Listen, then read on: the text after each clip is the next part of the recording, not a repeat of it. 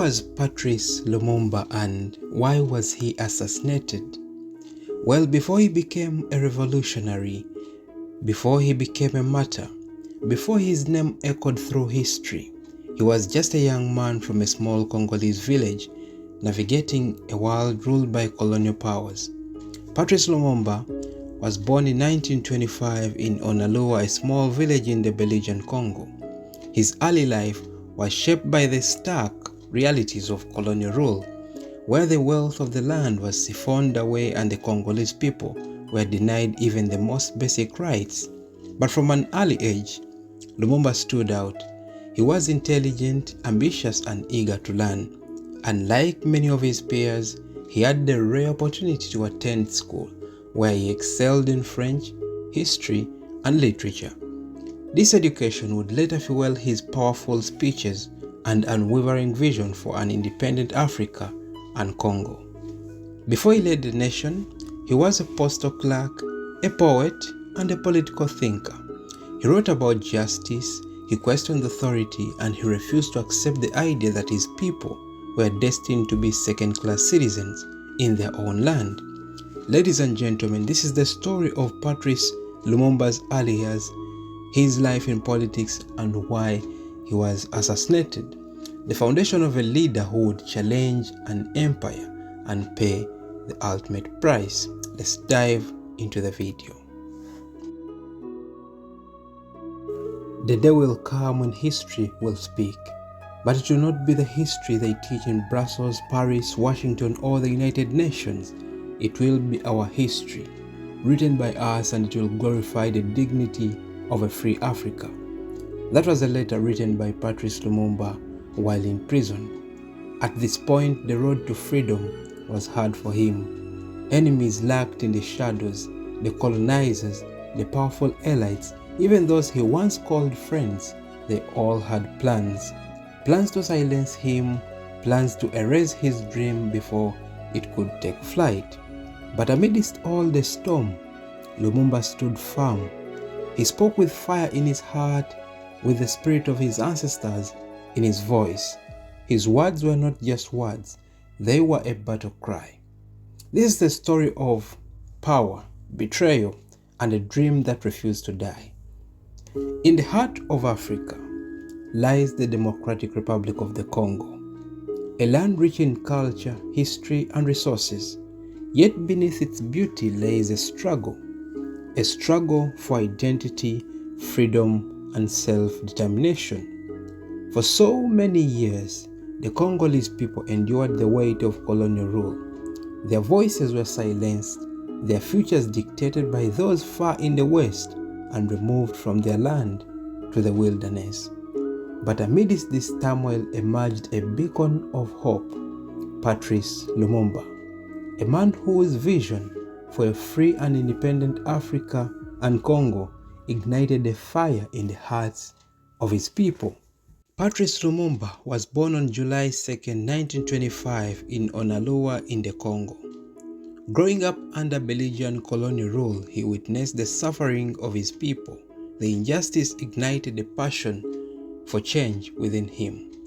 As the wind of change swept through Africa in the 1950s, Lumumba emerged as a powerful voice of African nationalism. He rallied the people, advocating for unity and independence. Believing that Congo's future rested in the hands of its citizens, Lumumba emerged as a prominent leader.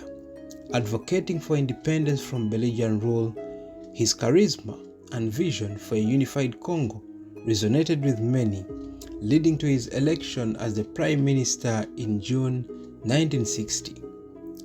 Sadly, Lumumba's time in power was met with challenges. The Congo was a nation struggling to find its identity amidst chaos.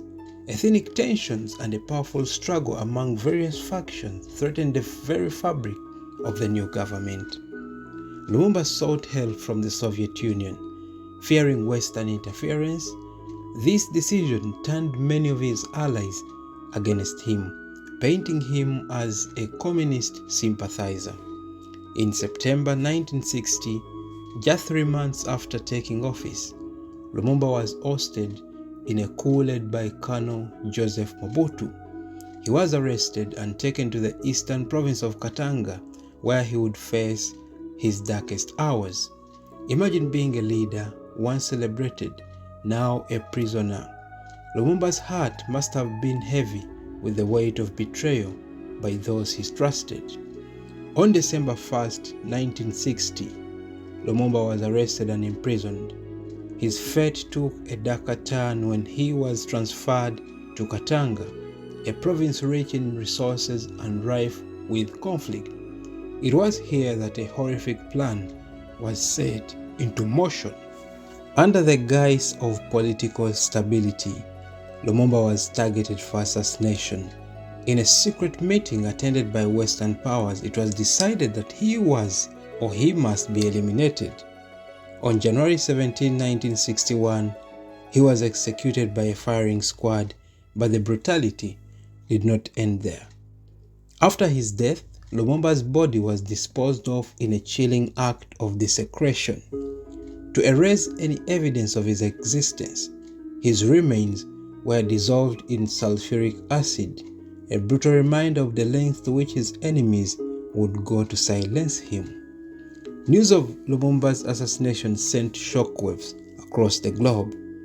His supporters mourned not just the loss of their leader, but the extinguishing of a dream. Lumumba became a martyr for the struggle for freedom and dignity in Africa, inspiring generations to come. Mourners took to the streets, their tears a testament to the loss of a leader who dreamt of a brighter future for the people of Congo.